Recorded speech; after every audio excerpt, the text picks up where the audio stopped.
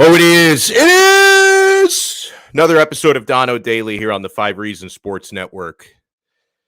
We need some healing, man. This has been a tough 24 hours for Dolphins fans. I appreciate those who are in for joining us a little bit early.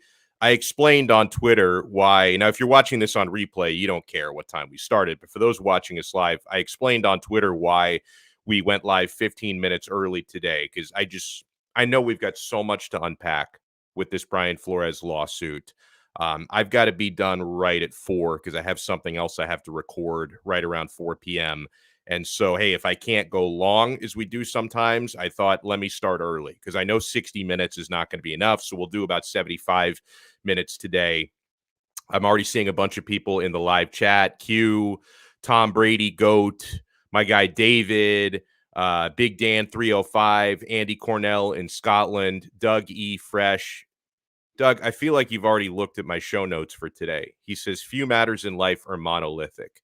Things in competition can still be simultaneous. He says, Flo can be an ass to work with, and Ross can still, I'll add in the word allegedly, bribe him to lose. Flo can seek revenge and also spearhead change. I thought that's really, really well said.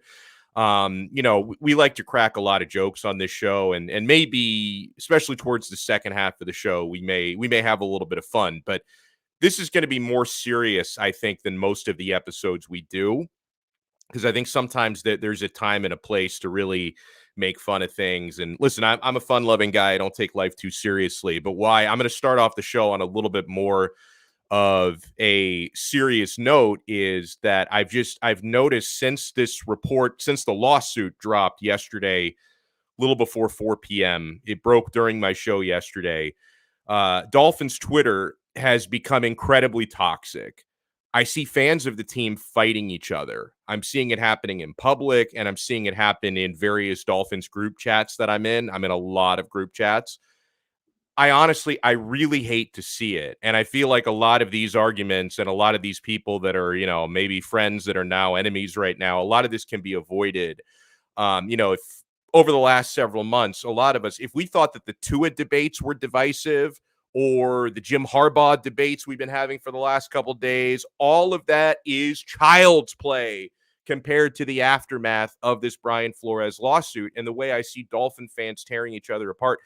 First and foremost, anybody who claims to be 100% sure whether everything Flores is alleging is true or false, completely true or completely false, anyone who thinks that they know that, whether he's completely full of shit or if everything he says is true, anyone who says one way or another, they're completely full of it. Like, how do we know? We can all get along, and that's my goal for today. I'm going to try to do this with as little bias as possible to either side. We can all get along and discuss this like men and women if we can put our biases aside for today. Brian Flores has made, as we all know by now, some very serious allegations against the National Football League. It's why he is suing the entire NFL. The NFL is the defendant here. Serious allegations against the NFL's hiring practices. And yes, specific allegations against our Miami Dolphins, against the New York Giants, and against the Denver Broncos. It is possible, and this could be like on the plus side, the positive side down the road. It is possible, like our guy Doug E. Fresh pointed out in his comment, that this lawsuit, which Brian Flores, by the way, he is risking his career for, right? Because he may basically be taking himself out of contention to ever be an NFL head coach again. This could lead to positive changes in NFL hiring practices. Does that mean Brian Flores is a saint and he's completely perfect? He's Mother Teresa? No, it doesn't mean that. It doesn't mean Brian Flores is a saint and he's perfect. Brian Flores had imperfections as head coach of the Miami Dolphins, and that may very well have included some of the things that have been alleged against him. Problems with communicating with people, treating people with respect or a lack of respect, and being hard to collaborate with. Okay, maybe some of that is true. I've heard some stories that corroborate that and some that don't. Okay, I have seen people on Dolphins Twitter. God, who's blowing up my phone? It's a 1-800 number. It's probably a scammer. Let me hang up on them real quick. I've seen people on Dolphins Twitter trying to completely automatically dismiss everything Flo is saying and alleging because, in their words, he is just a quote unquote lying asshole. I've seen those literal words. Okay, just because you don't like the guy or you don't like the fact that he waited more than 2 years to bring these allegations to light, that doesn't necessarily mean he's literally making all of it up. So take that bias out of it. Let's approach this all with an open mind. Now, much of this lawsuit is literally racial. That doesn't mean we have to approach it as black and white from a figurative sense, okay? I am not going to automatically believe everything Flo says, but I'm not automatically going to dismiss anything he says either. These are allegations and they need to be proven. You're going to hear the word allegations a lot on the show. It's why we're literally having a lawyer on in less than 10 minutes. I am trying to cover this story as responsibly as I possibly can. We're going to be having on at 3:00 sharp Alan Fertel.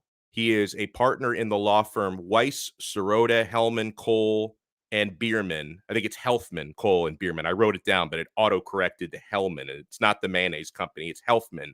Weiss, Sirota, Healthman, Cole, and Bierman. Alan Fertel, a partner in that firm, is going to be joining me at 3 p.m.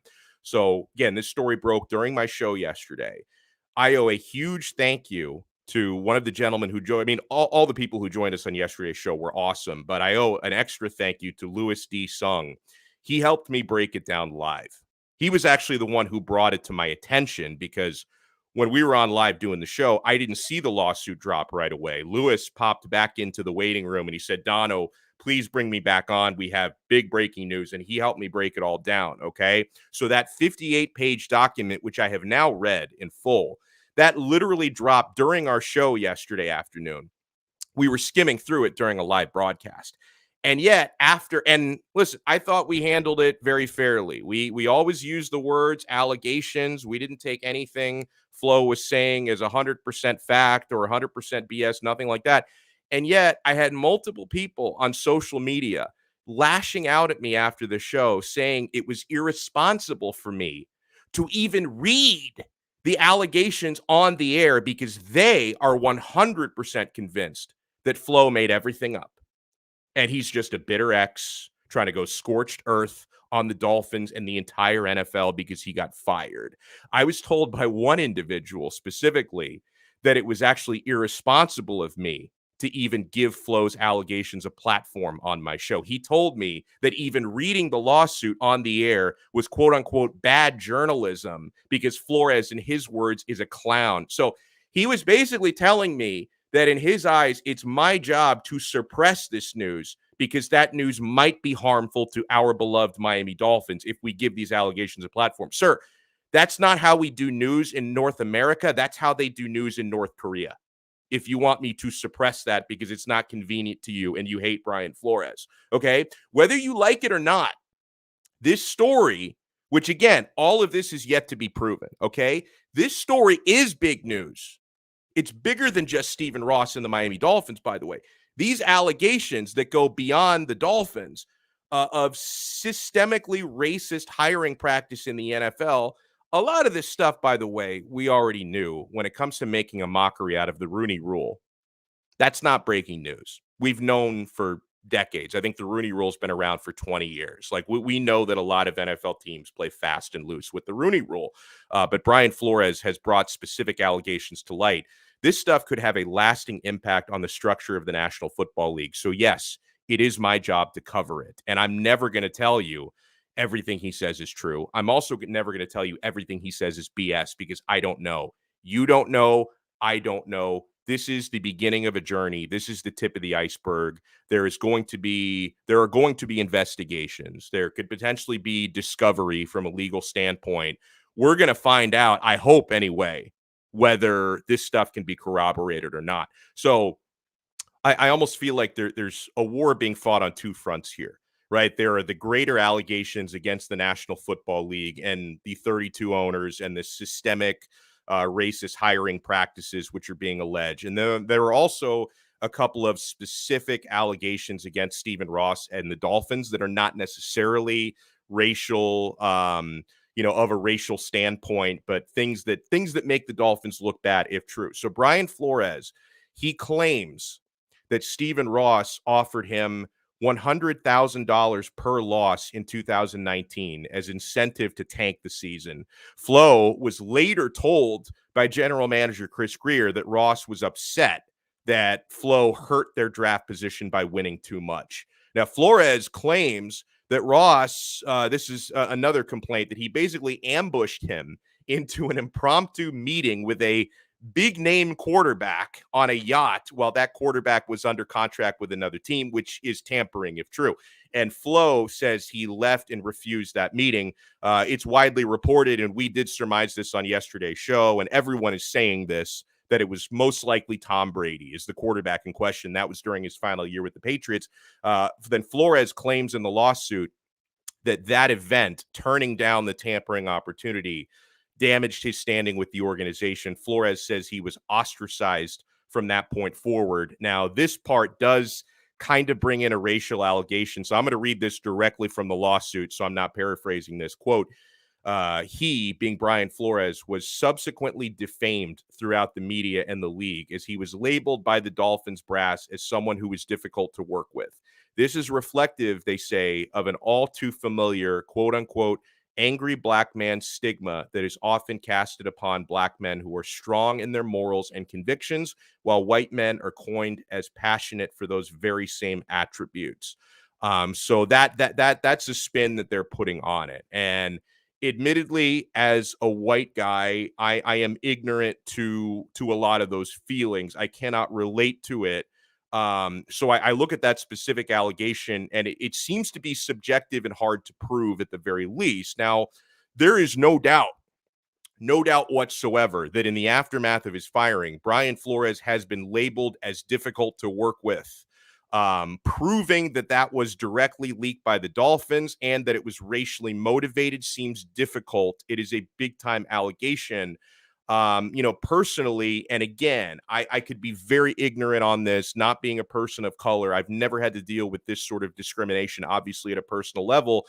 When I heard these narratives coming up about Flo, he was fired because he can't collaborate, he's difficult to work with. I didn't personally associate that particular narrative to be about race. I just thought, hey, the Dolphins are potentially trying to justify why they fired him. That, hey, you've got to justify to the media the fact that you fired a coach who had 2 consecutive winning seasons. So you didn't seem to fire him based on the results from a win-loss standpoint. Why did you fire him? So I just took it as that was their way of justifying that. And it is worth noting, credit to the Miami Dolphins on this front, okay? The Dolphins, while Brian Flores was employed, they had a black head coach, a black general manager, and a black assistant GM. So at least optics-wise, Miami does have a good recent track record with diversity. So the allegations to me that, if proven, would hurt the Dolphins the most are about Brian Flores being offered $100,000 for each loss in 2019. So incentivizing losses like that, financially incentivizing losses, very much against the NFL rules and possibly against the law. There is integrity that comes into play from an NFL standpoint.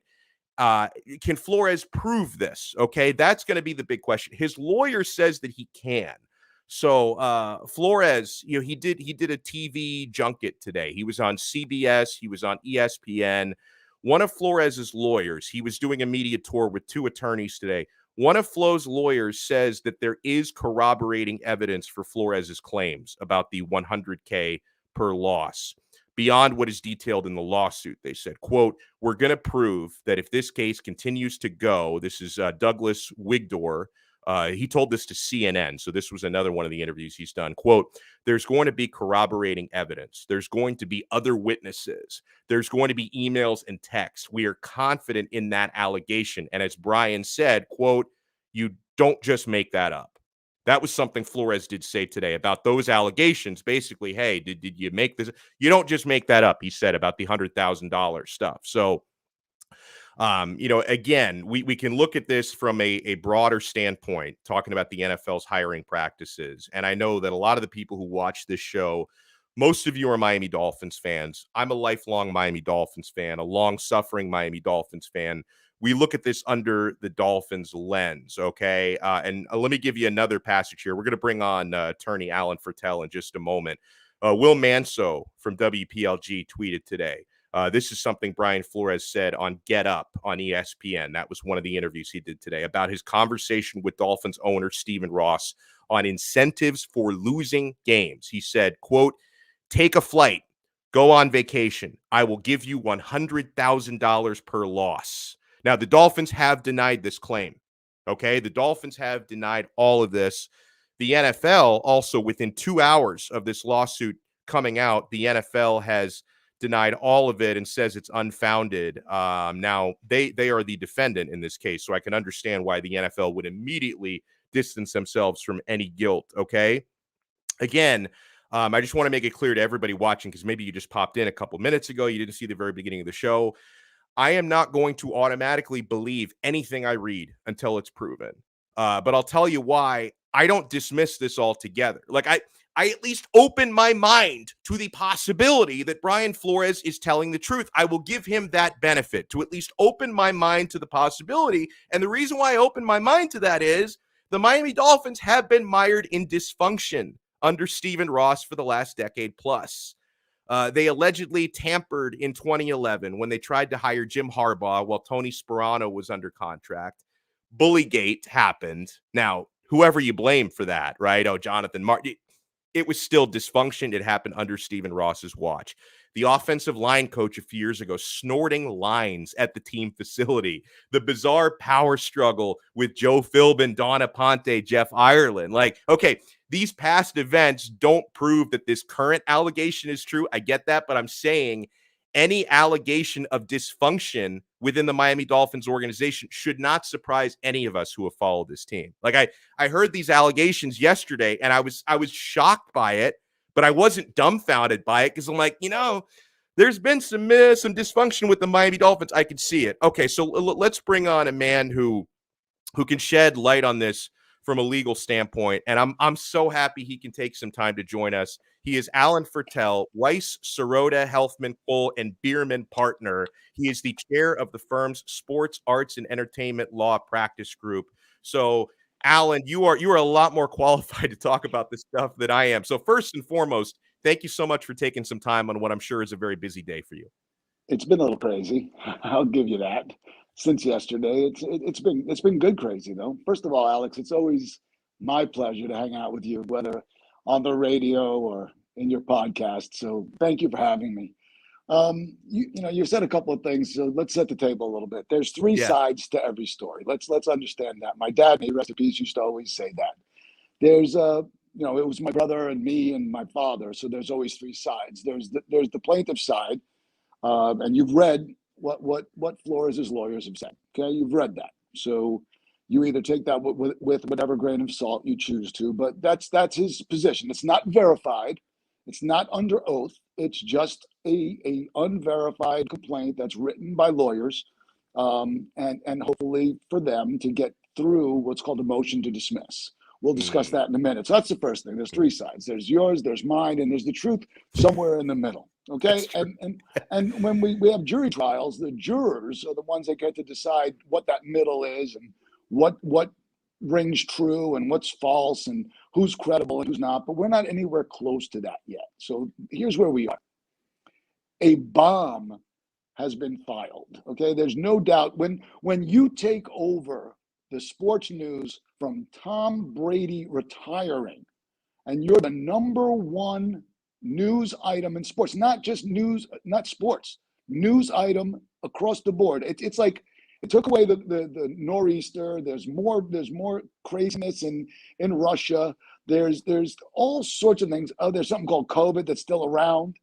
What led today on all networks, and I was up at 3 o'clock in the morning this morning, wow. So I got to see all of the news. The first story was Brian Flores. How crazy is that? So you kicked Brady to the curb for the first real time that the Dolphins kicked, Dolphin or the ex-Dolphin coach kicks Brady to the curb, and everybody's talking. So here's what's going on. I read it. I heard about it and I thought career suicide.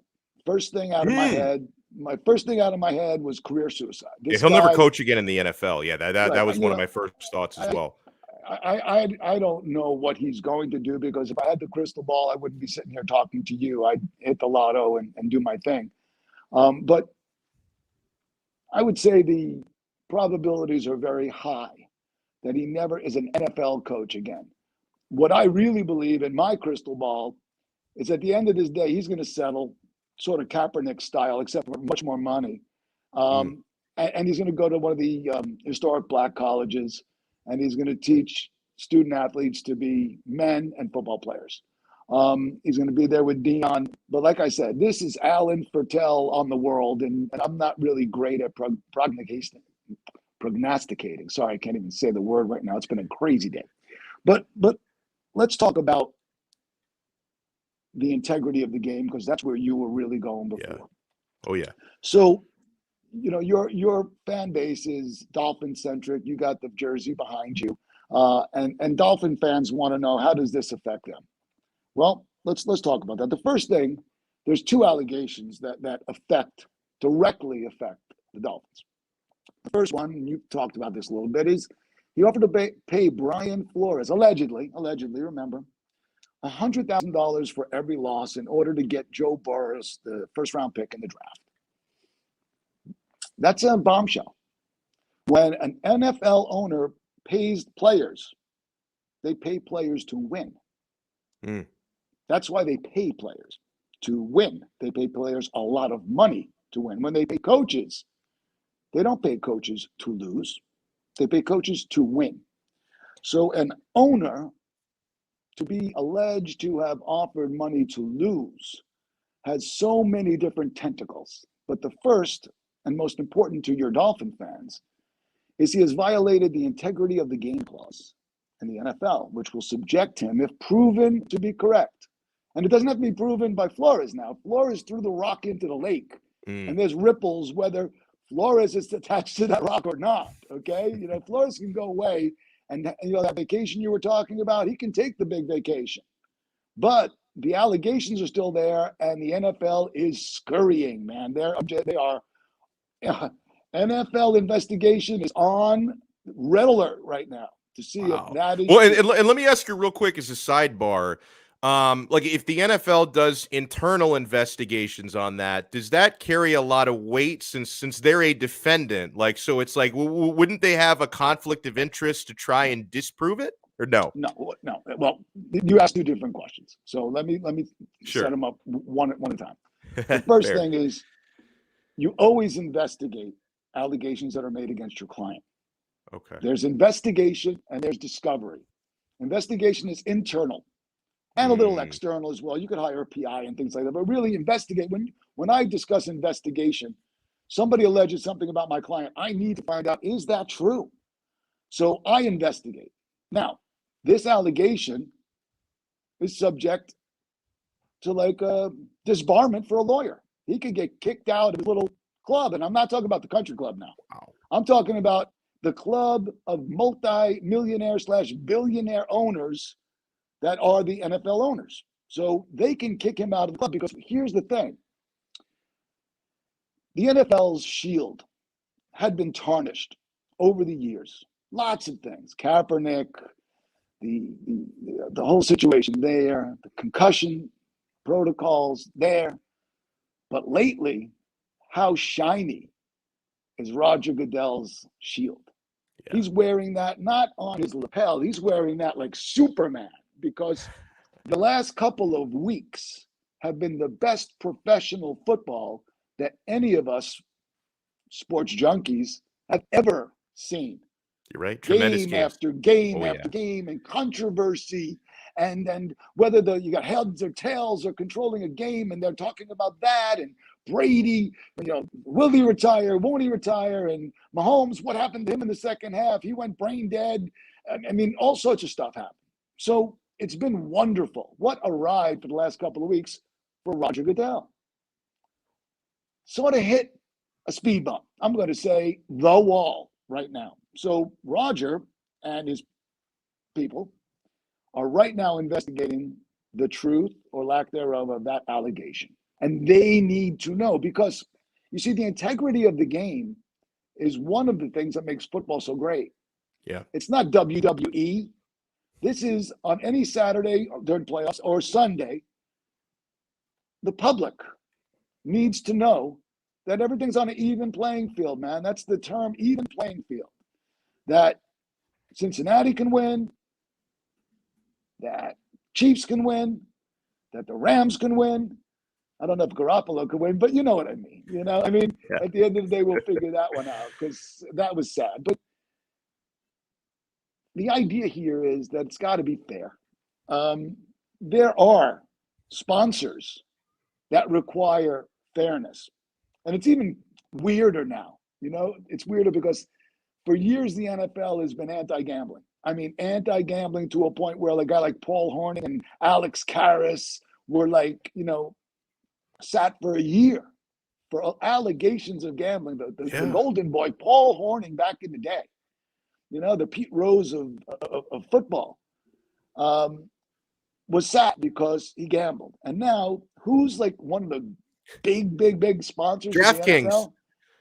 It's crazy. Okay, so now you've got a sponsor that needs, not wants, needs fairness and integrity in the product. And there's questions. A cloud has now been cast over whether the NFL is chucking games, losing games on purpose. Wow. Sounds like the Chicago Black Sox, Yeah. So that's going to stay, that stigma, because the allegation sometimes is all you need. God forbid, call someone a pedophile. Try to get that out of your box. Just the allegation, a fraud, a criminal, child molester. I mean, these are allegations that go to the heart of people. And I'm going off a little bit, but there's this double court here. Mm-hmm. There's the court of public opinion, okay, which is really, really important. The court of law requires proof by a preponderance. Right. But they both still deal with the allegation. So right now the NFL is playing catch up on the allegation. And they're going to do their due diligence and they're going to check it out. So you got that. But going back to gambling, have you listened? I know you work sports radio, but have you listened to sports radio lately? I would tell you that gambling is everywhere. Half of the shows are not about sports. They're about sports gambling. I wake up early on Sunday and Saturday, play a little golf, and I'm driving. And I used to hear some good stuff at 7 o'clock in the morning. But now I don't hear sports. I hear about, call this number and get these 3 locks. And, it's a business now. They tell the broadcasters tell you it's a business. This gambling thing is a business, It's no business. That's how you lose money, bro. I mean, let's get real. Oh, my viewers know that. They call me the mush. They know all about that. The truth is, I love you on the radio, and I have for a long time. I'm not big on podcasts because not for a particular reason, but I'm not a computer dude. I do my thing. I still have, I represented QAM for years and years and years, and I listen to sports radio, but it ain't the same. So we're going back to gamblers now, going back to the NFL's number one new sponsor of almost everything, and it's gambling. So the integrity of the game when it relates to gambling has got to be pristine. And this guy just chucked not a rock in the lake, he chucked a rock through the limousine that Goodell is driving. Hopefully it's shatterproof glass, because this is real. Whether or not the allegation is provable, and you've told me that the lawyers say it is, but of course lawyers are going to say it is. What are they going to do? I put that allegation in the pleading, but it's bull. It's not really true. That's called sanctions for the lawyer. A lawyer puts something knowingly false in a pleading. They get sanctioned. Attorney's fees against the lawyer. Lawyers like to charge fees. They don't like to pay fees. Unless, of course, it's a divorce or something, and it might be worth it. I mean, we all have our issues. But really, and I make fun of things, and you know who I am as a human being. But we've got a situation here where there's ramifications no matter whether the NFL gives him $20 million or not. This is going to be a long process. And I used to call him Fidel Goodell when he was bad, but he's been so good lately. He's been so nice. He's been so happy. He's been, I don't know if he's worth his jack. He makes more money than most people combined. But like I said, the product that he has produced has been pristine over the last couple of weeks. It's been just an incredible month for the NFL. And sorry, but your party has now ended. Please leave the premises. It's last call, and it's time to get to work and investigate. So that's the first and second thing. So you've got an owner that's alleged to have paid money for losing. Listen, we're not stupid, or maybe some of us are, and I am sometimes too, but in real life, we're not, especially when it comes to sports.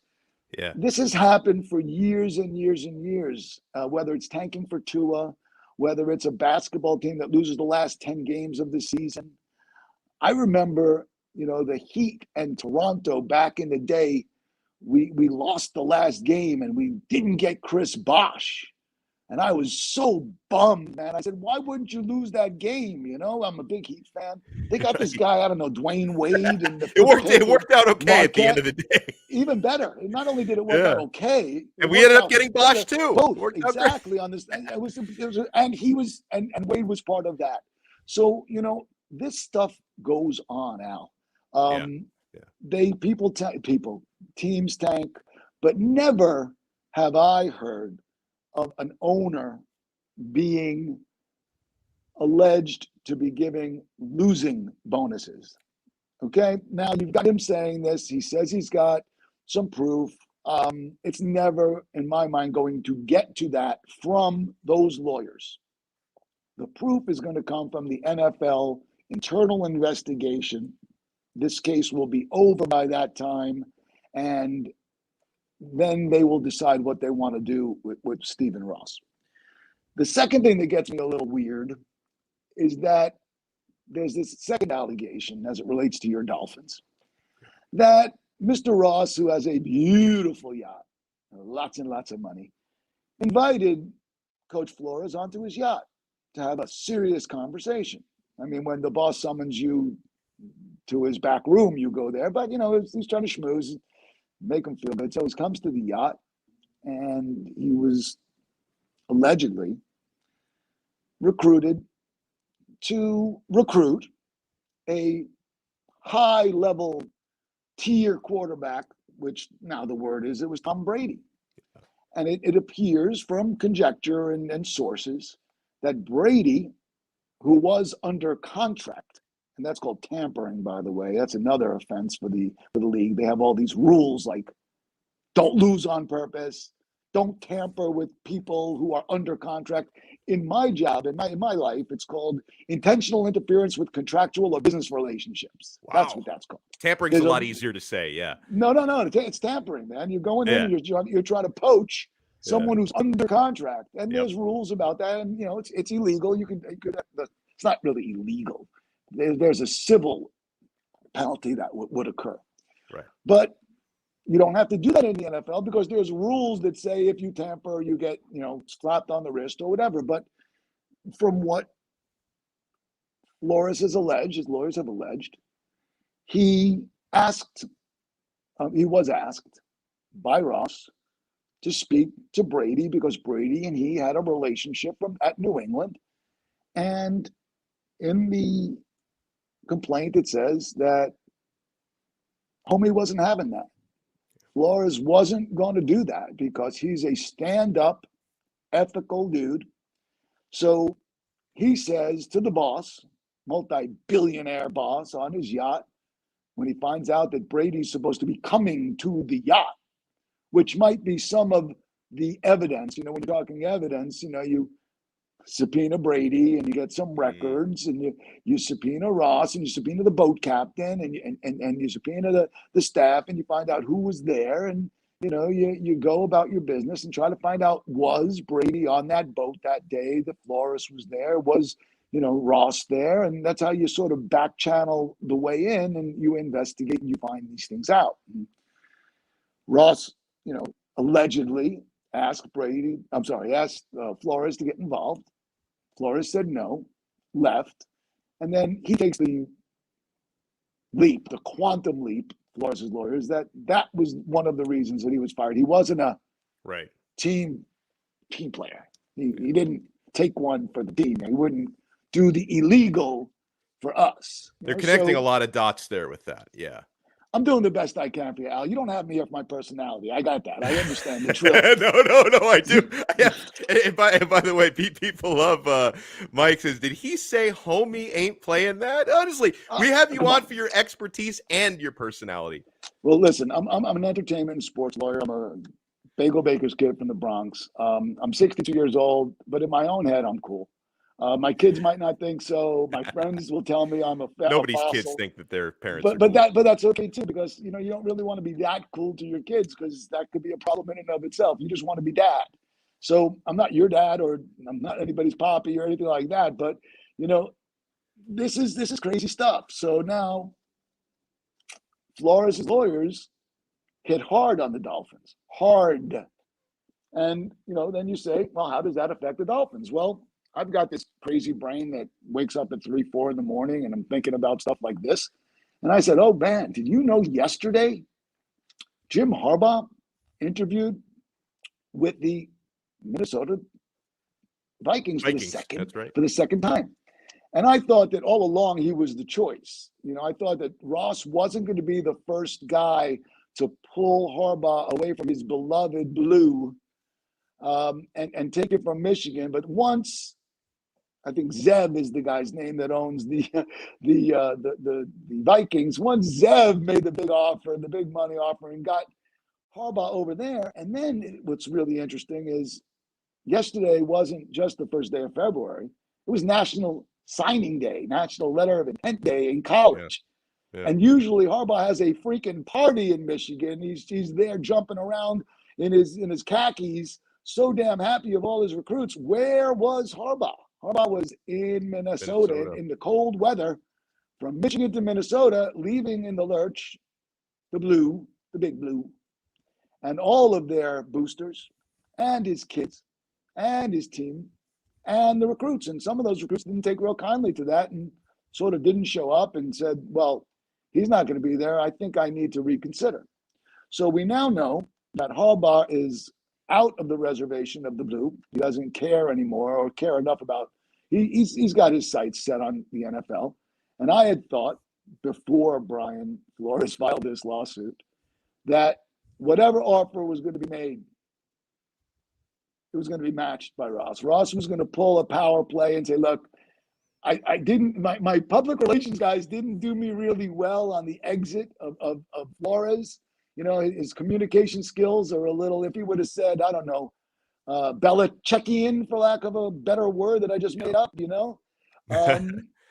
But the problem you got with the Belichickian kind of tree, the Belichick tree, is, first of all, they ain't Belichick.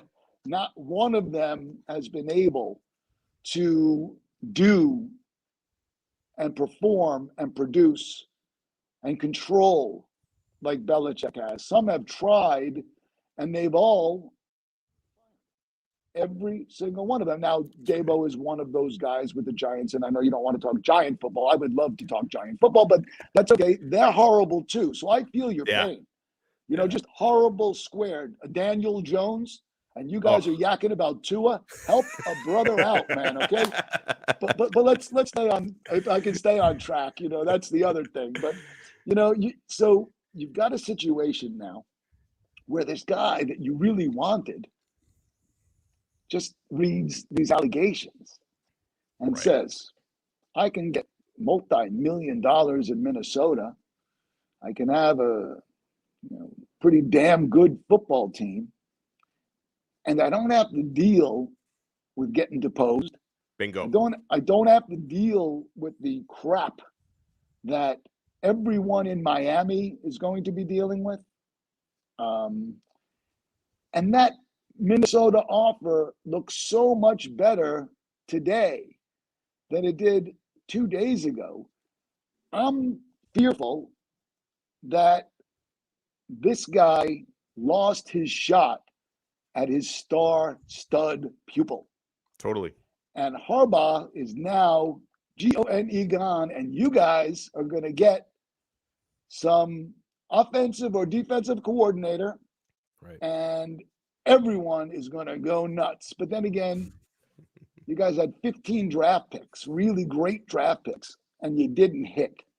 I've been here since 81 to 84. I went to law school here, and I haven't left. And Jewish grandmas could do better at drafting than the Miami Dolphins have done over the years. That is the line of the day. That might be the line of the week. Well, you know, when I got here, South Beach was Jewish and Cuban grandmas. It wasn't South Beach. It was, of course, it was South Beach. It wasn't the South Beach that we know. Thank God it went on steroids and blew up, and I was here for that early, and that's how I got to be, you know, doing the entertainment and sports thing. Yeah. Anyway, we go back. I digress because I regularly do, but you got no shot right now at getting Harbaugh. No shot. None. I agree. Unless the yacht is offered, unless, you know, a portion of Ross's, you know, trust is offered. Or if Tom Brady is willing to 2 years later come out of retirement and come here, maybe then. Listen, I don't know Tom Brady. Deny, and then look, I love Tom Brady. The truth of the matter is, if your wife makes more than you, okay, and you can be the greatest quarterback in the world. See, I'm a Giant fan, so I'm his kryptonite. I love him. And I love Belichick too. I got to be honest with you.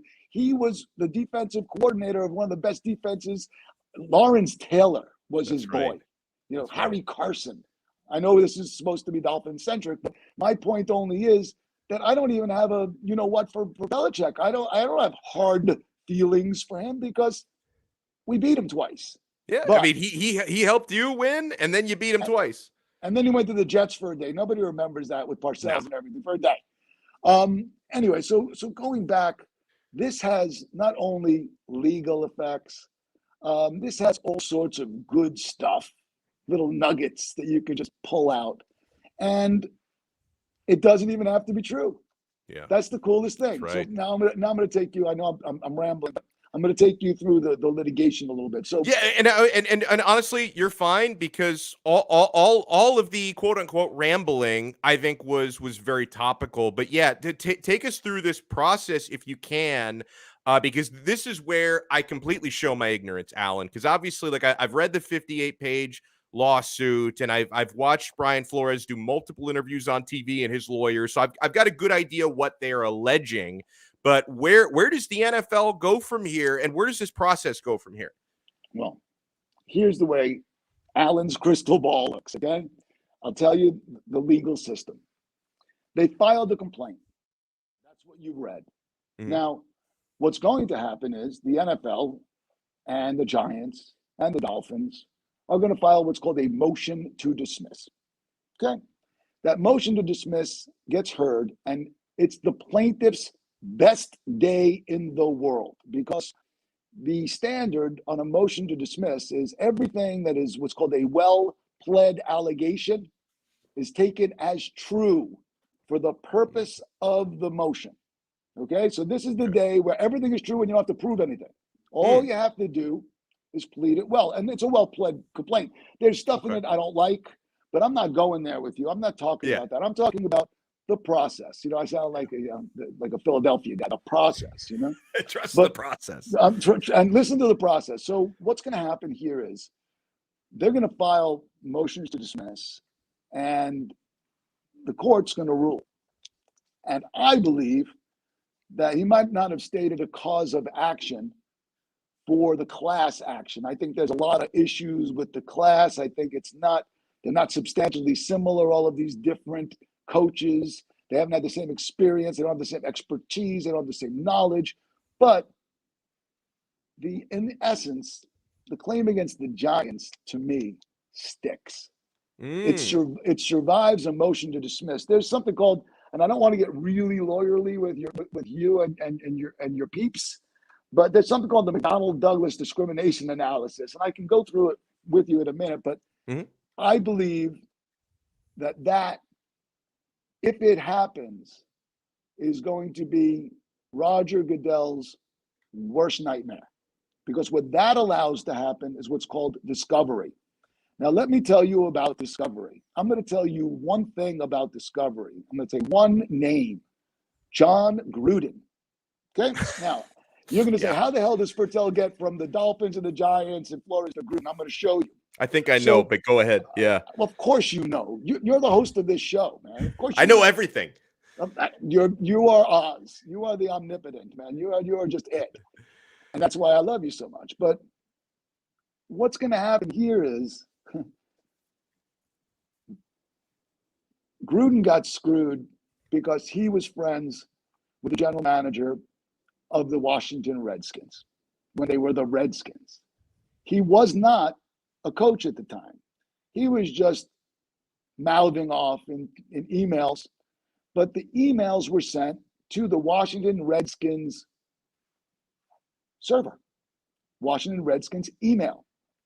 When you receive an email in a corporation, you have no expectation of privacy. The expectation of privacy runs to the corporation. That's the law.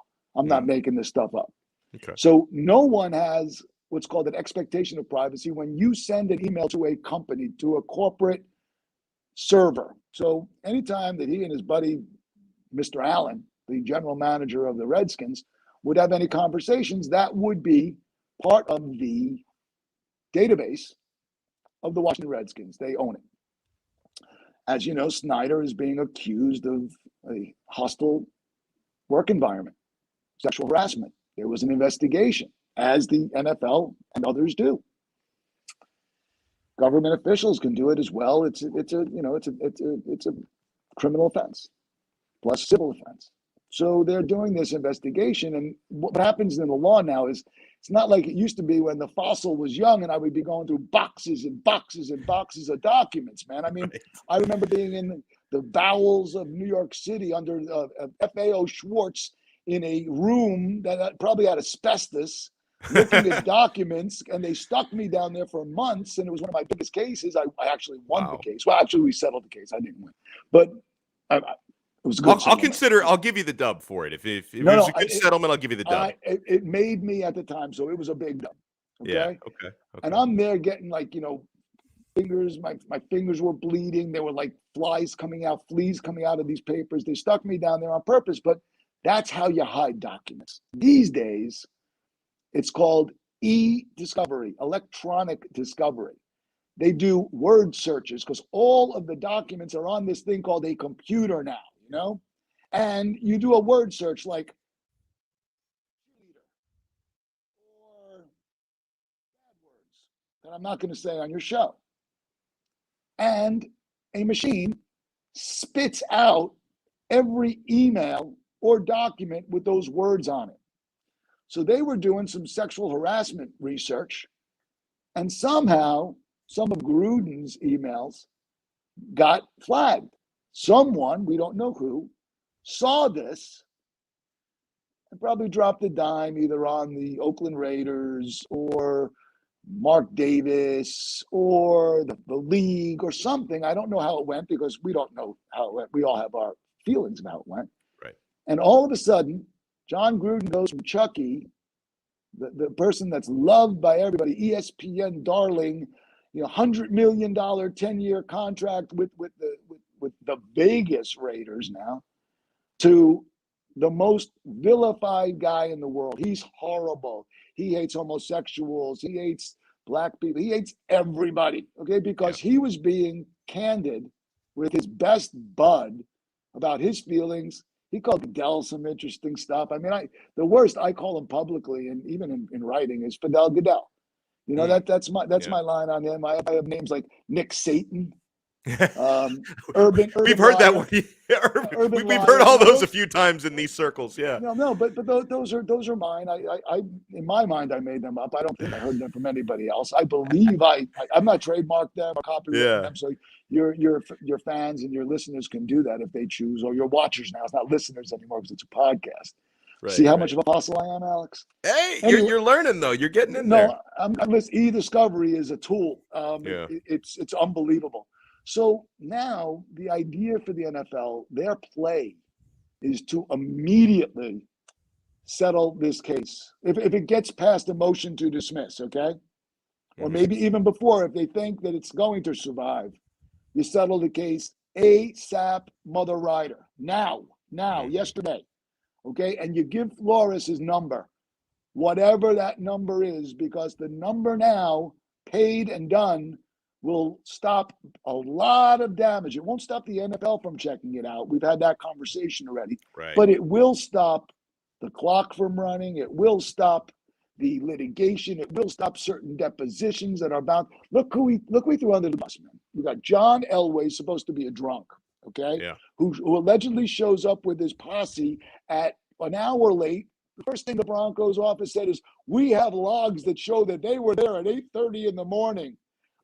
Every single one of them. That's the first thing, because look, you're taking on royalty, man. You're taking on Belichick. Yeah. And we haven't even talked about the Belichick. Well, the Like, Belichick thing was funny because was he really taking him on? Because like Belichick might be the reason why this is all happening. Because Bill Belichick thought he was texting Brian Dable, but he was texting Brian Flores. Like, did he really go after Belichick? listen, that's his best evidence right now. What Yeah, he's it done, is. what their lawyers put that out. Once the lawyers put that out, Uh-huh. okay, you know they screwed Flores.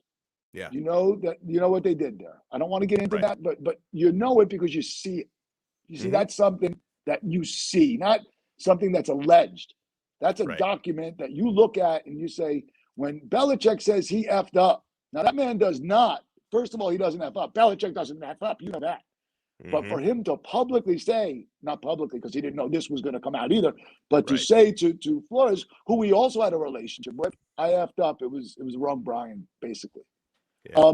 Yeah. So, you're taking on Elway. You're taking on Ross. You're taking on Belichick. Those are depositions that will occur. And those are only the top layer. There's so many layers to the onion, but those are the guys you're taking on. So that's got to stop. And the NFL has got to stop this train that came out really, really fast, like supersonic train, you know? So it's interesting, aside as I do.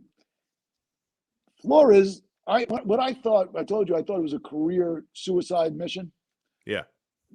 I thought he should have waited until the process finished out. And if he wasn't picked, then he could say, look, there's 9 and 8, and I wasn't picked. But you know what? Yesterday, the day the complaint was filed, he was in New Orleans doing for the Saints job. I wonder how much he really told them about what he just filed. Yeah. Can you If imagine? he Wow. told them at all. Yeah. So going back to depositions, do you think Tom Brady wants to be deposed? He just walked No. out into the sunset. He wants nothing to do with the NFL until he either wants to become an owner or whatever he wants to be. But right now, he wants Giselle. He wants the kids. He wants to travel. He wants to look beautiful for another 44 years.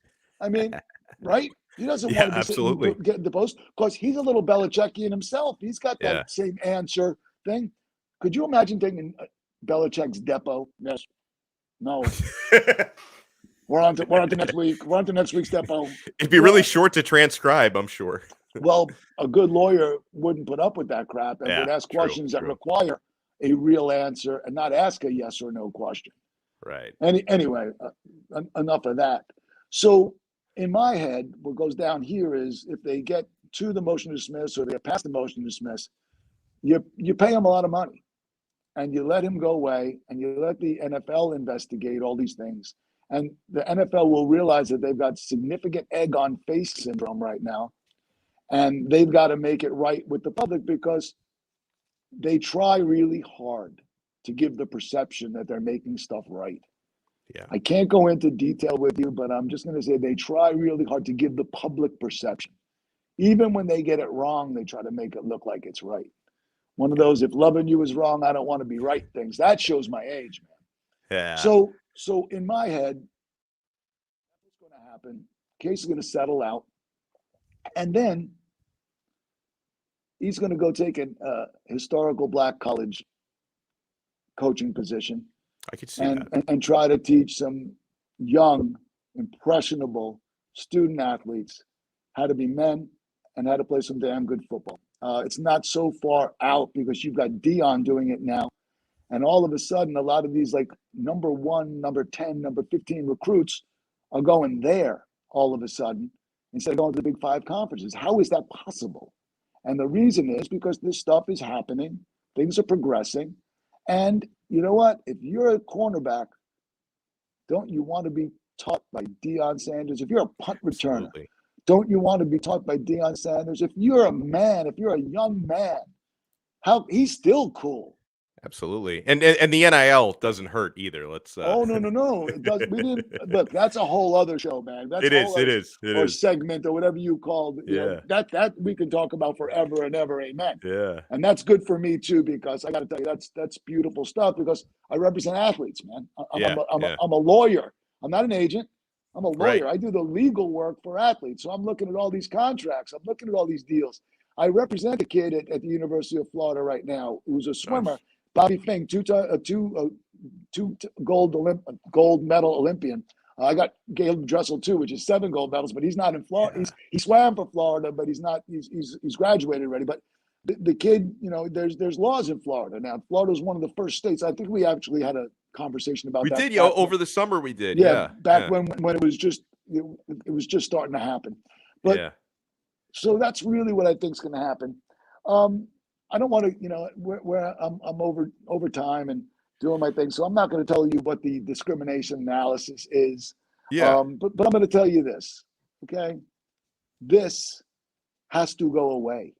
Mm-hmm. There's too many really important people that have too much to lose, and the NFL needs to make this go away as quickly as possible because you've got a Super Bowl next week, and nobody's talking about it. You've got Tom Brady, the freaking GOAT, who only loses to the Giants.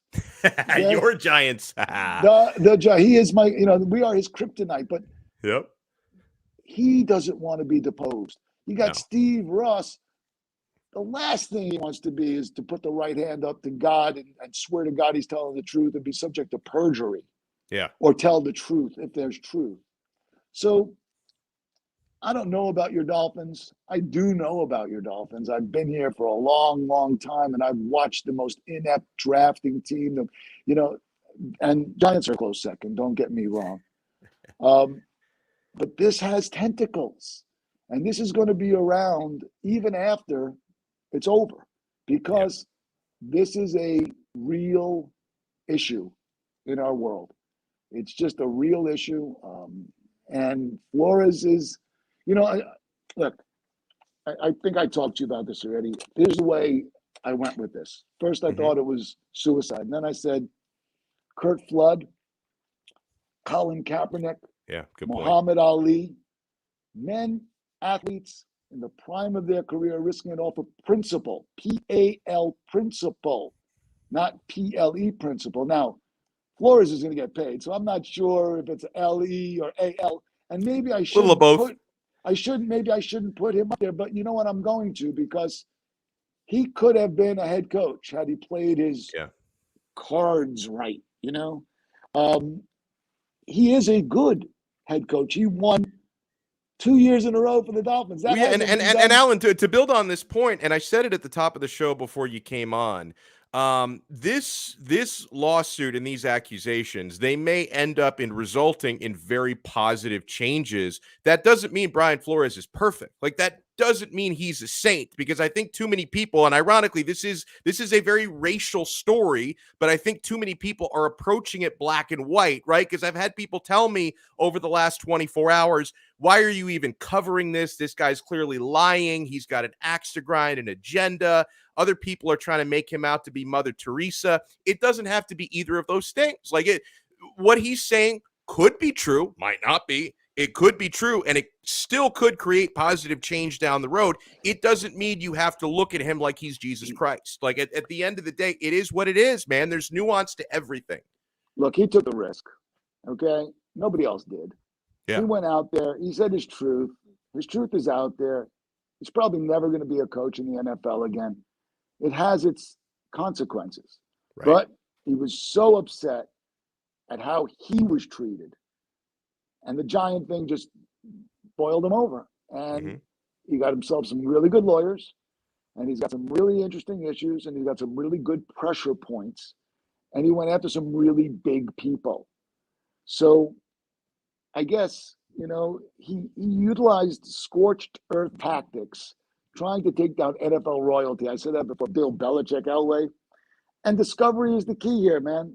You can't, look, at the end of the day, you pay them a lot of money. You go take care of your house. And I'm talking about the NFL's house. You go internal and you don't make rules that are not going to be abided by. And you don't make rules that can be circumvented. And from bad comes good, hopefully. Yes. Hopefully.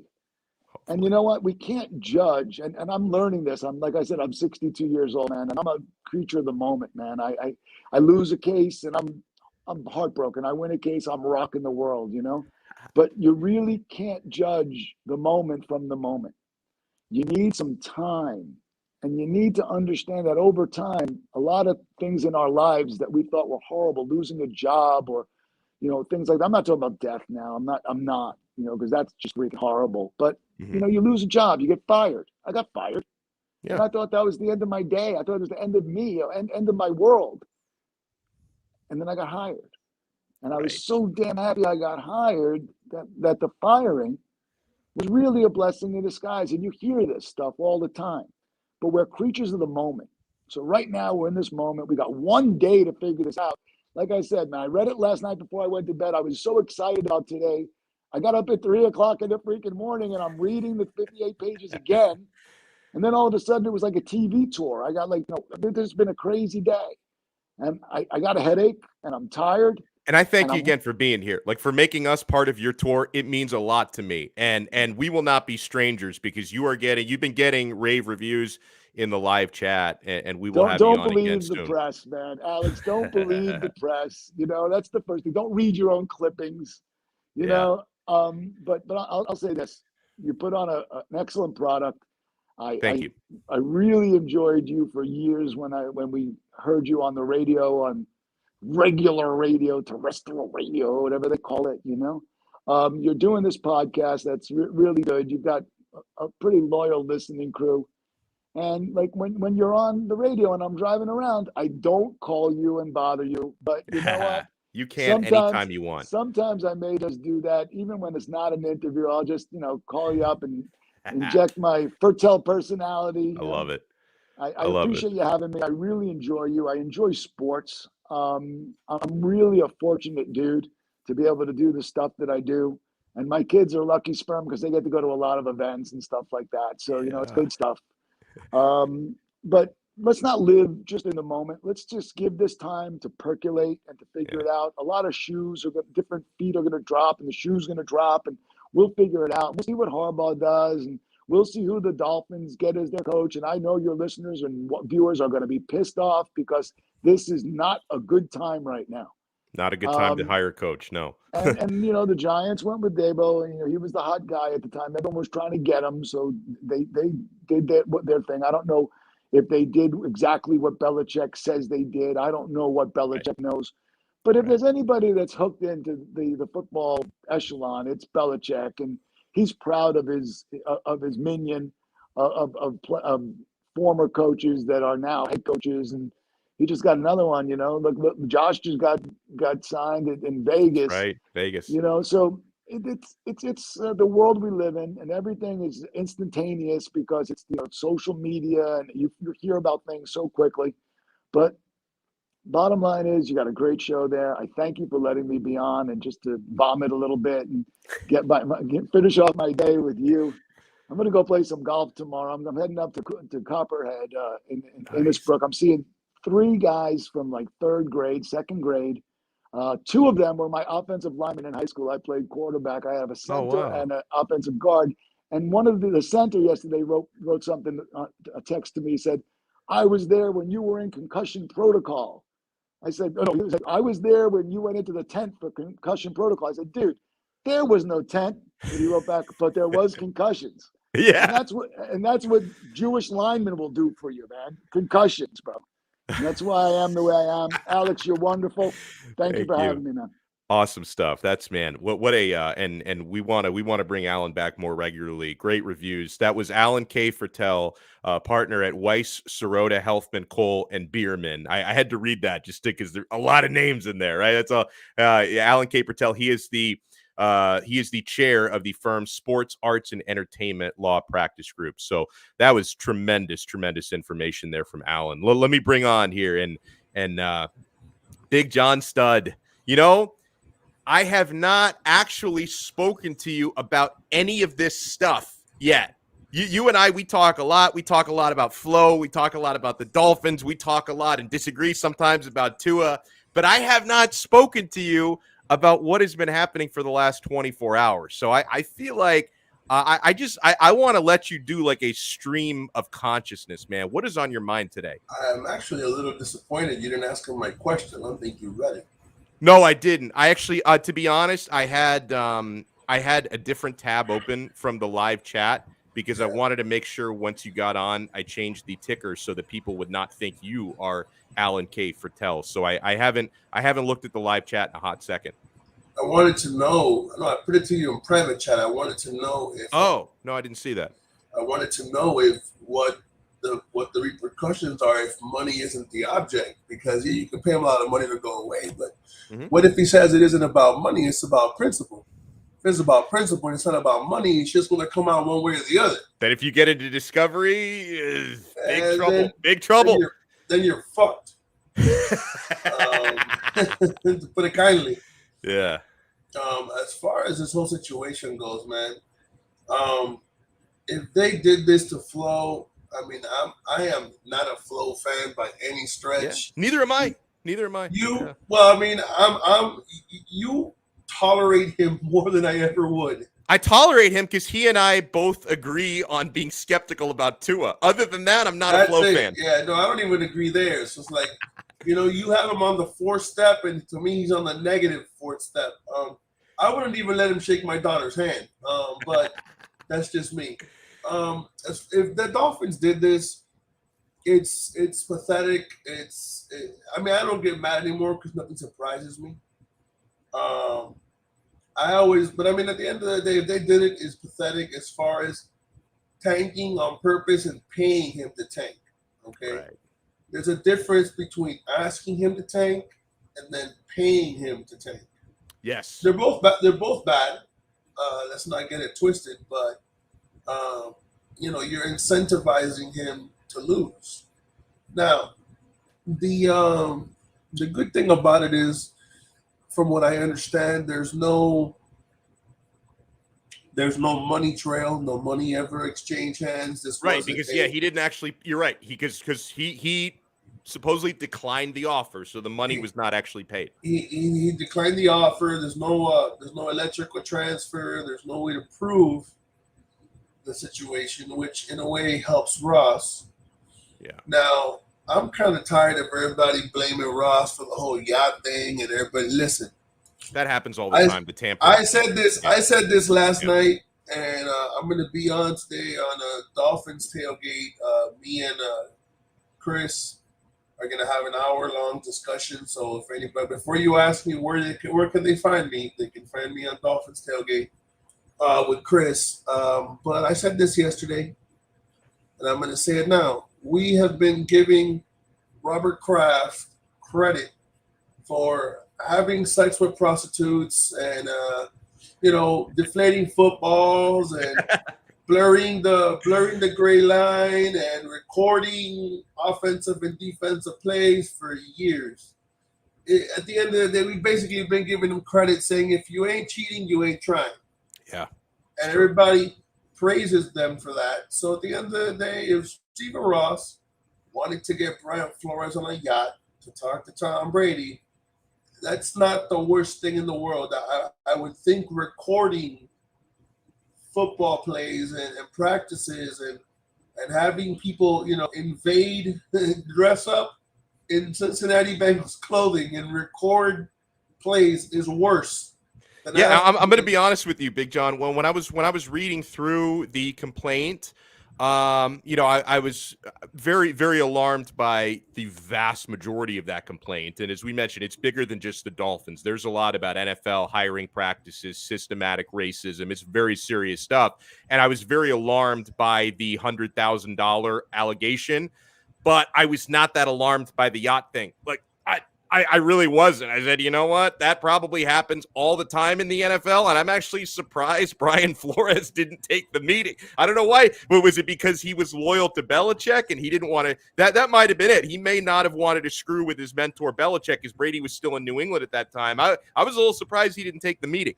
I mean, let's think about this for a second. I mean, I'm pretty sure I got the rest of the hour. I don't know how much time I got, but yeah, and I'll give you more time next week. We went a little long, and I've got like 7 or 8 minutes, and so I will give you as much time as possible. Like at the end of the day, bro, if you think about it, these college kids get flown into cities and they meet all type of strippers, and we've had scandals all over the globe with, that to me is worse than a meeting with Tom Brady. Yeah, 100%. So, I mean, as far as that goes, if they did that, the fact that he offered him money, that is ridiculous. It is pathetic. I don't look at him the same from that perspective. And that's, you can't go any lower than that. But at the end of the day, you're incentivizing losing. And this guy apparently is so morally correct that he wouldn't take the money and he wouldn't take the yacht meeting. But at the end of the day, that has got nothing to do, and I told this yesterday, I'm going to say it now, that like they can both be right. You can sit there and not take the money. You can sit there and be morally correct from that aspect, okay, and say, I'm not going to lose. I'm a black head coach with a black general manager. We don't have the shelf life or the opportunity that white privileged coaches do that get rehired, and I get that. That's got nothing to do with you being an asshole. That's got nothing to do with you not getting along with Tua. It's got nothing to do with you putting them on PED tests 4 times in a month. It's got nothing to do with any of that. So you didn't get fired because you didn't take the money or lose enough games. You got fired because if that would have been the case, they would have fired him after year 1. Yeah. If you would have got fired because you didn't tank enough, okay, you would have been fired after year 1. If you go back to 2018, Gio sent me a couple of articles. I didn't have time to read through them. He denied on numerous occasions that the Dolphins were not tanking. He refuted, he disputed that the NFL investigated the Dolphins for tanking. That's right. And they found nothing credible, which is why they came out automatically and said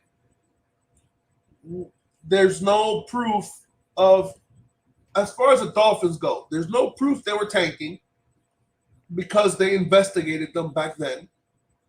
Unless she's got a crystal ball with like 14 recordings and 37 voicemails, okay? There's no proof of tanking. There's no proof of money being exchanged, and it's your word against his, unless the only thing the Dolphins can be guilty of is tampering to bring on Tom Brady, and at the end of the day, everybody does it. It might cost us a draft pick or 2, but at the end of the day, the Dolphins are the ones who have the least to worry about, in my opinion. The Giants have more, I believe. The Giants are fucked. Yeah, because they got them. There's no like Alan said. It's not that we think you basically made him go in for an interview to check the box. You did. Bill Belichick sat there. Bill Belichick, he finally beat the Giants. Bill Belichick finally just beat the Giants. Yeah, but at the end of the day, he fucked himself in the process. Yeah. So as far as that goes, you didn't know who you were talking to.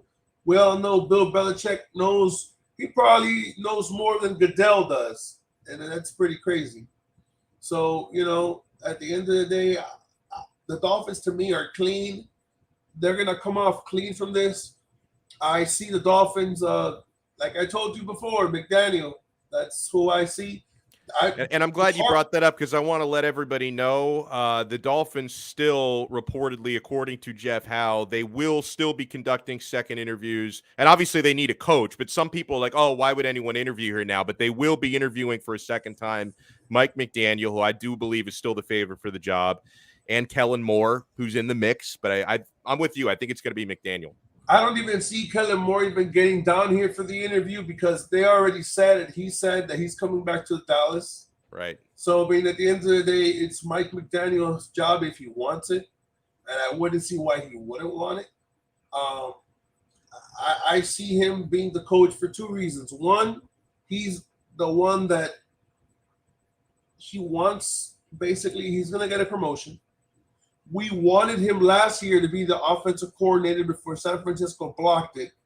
That's right. Okay, so we already wanted him here, so that's one foot in the door. And Kellen Moore already said, or somebody said from their side that he's coming back. So, I mean, to me, there's just too many shoes have dropped from that perspective. And now with this whole thing happening, Jim Harbaugh, like Alan said, he is not coming over here. Especially with the possibility, because we never know. I'm saying the Dolphins are scot-free. They might force Ross to sell the team. Yeah, they might. And also, and he's got that succession plan. Well, it's not like it's like an option to buy for his protege, Bruce Beal, I think is the gentleman's name, who is like Stephen Ross's protege, who has like the first option to buy the team. I wonder if the NFL would block that. If they say, hey, like, you're in trouble, Mr. Ross. We're not just going to let you, sell the team to your protege. You've got to sell the team. At the end of the day, even if he sells the team, I don't think they'll block the sale. He's still going to get, if they're going to screw him over, just because you sell the team doesn't mean the Dolphins aren't going to get, they're not going to get sanctioned because it was under your watch. That's true.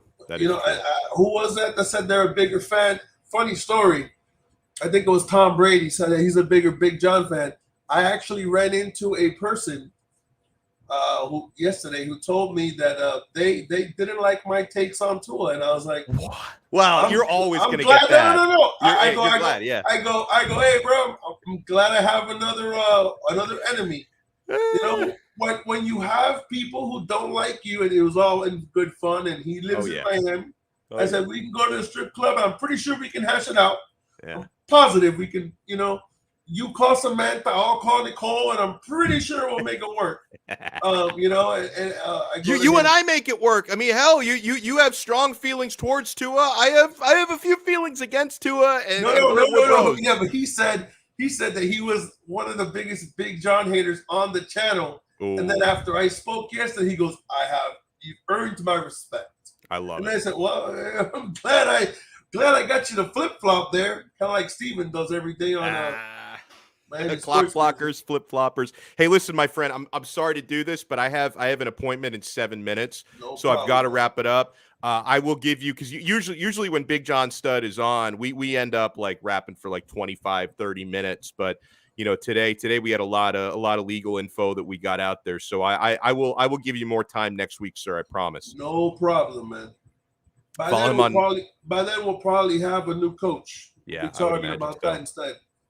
Yeah, I hope so. I mean, I wasn't like I don't particularly love talking about the stuff we've been talking about today, but we do a lot of Dolphins talk on the show, so we had to follow this man on Twitter at Big John Stud 136 is the Twitter handle, and plug again, by the way, the show tonight. You and Chris and everybody. Finch Tailgate.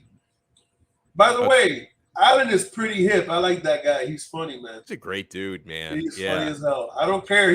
His kids may think he's not cool. He is cool. I'll give it to him.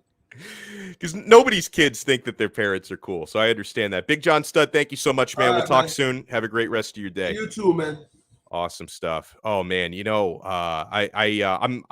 not going to end up doing full shout outs today, so I apologize. A big part of the show is the interaction and doing shout outs, but I've got a time constraint today. But I want to remind you guys, sports betting, we embrace it. We embrace it. We live it. We do it. BetUS.com. BetUS.com is America's favorite sports book. They are the official sports book of Donno Daily, full service sports book. We've got a big football game coming up in about a week and a half. You can bet on that. You can bet on all the Miami Heat games, Florida Panthers games, international soccer games, live betting on all of it. We have a hookup for you. And by the way, yes, you can use BetUS.com in Florida. People ask me that all the time. Yes, it's fully available in Florida. Sign up today and use our bonus code 5RSN125. They're going to give you the biggest bonus in the industry, 125%. You're not going to find that anywhere else. If you deposit $100, they're going to give you $125 in free play money on top of your deposit. How good is that? Bet sports, play in the online casino. It's like having Las Vegas in your pocket. Blackjack for real money, slot games, table games. Do all of that. Pop culture props, bet on the horses with a 125% sign-up bonus. So use our code 5RSN125 and get on it today. You bet, you win, you get paid. BetUS.com. And our official sports bar, the Quarterdeck Seafood Bar and Neighborhood Grill. We had a watch party on Monday night to watch some Heat basketball, some Panthers hockey. Had a tremendous time, ate some delicious food. Guys, the Quarterdeck has locations all over Broward County. Find the location nearest to you. Check out their menu. Go to their website, quarterdeckrestaurants.com. You'll be blown away by that menu. They've got incredible food there, incredible experiences. Watch every game there. Watch every big fight. They have every UFC pay-per-view for zero cover charge at the Quarterdeck. The seafood is so fresh. The burgers and sandwiches are unfreaking believable. Wet your whistle there. 2-for-1 happy hour all day, every day at the Quarterdeck. So check them out today, quarterdeckrestaurants.com. Have a nice lunch out there, nice dinner, evening, watch a game there. Quarterdeckrestaurants.com. Come for the food, stay for the fun. All right, we will talk to you guys again tomorrow. Usual time, 3 p.m. God, I don't know what's going to be on the menu tomorrow. As far as I know, what's on the Quarterdeck menu, delicious food. As far as the show menu, probably going to be some more flow tomorrow. Maybe we'll have a breakthrough in the Dolphins coaching search. Today, National Signing Day. I didn't get a chance to talk any Canes on this episode, but there is going to be a live episode of The Sixth Ring tonight at 8:30, so they will have you covered. We will talk to you guys again tomorrow, 3 p.m. right here on Donno Daily on the 5 Reasons Sports Network. See ya.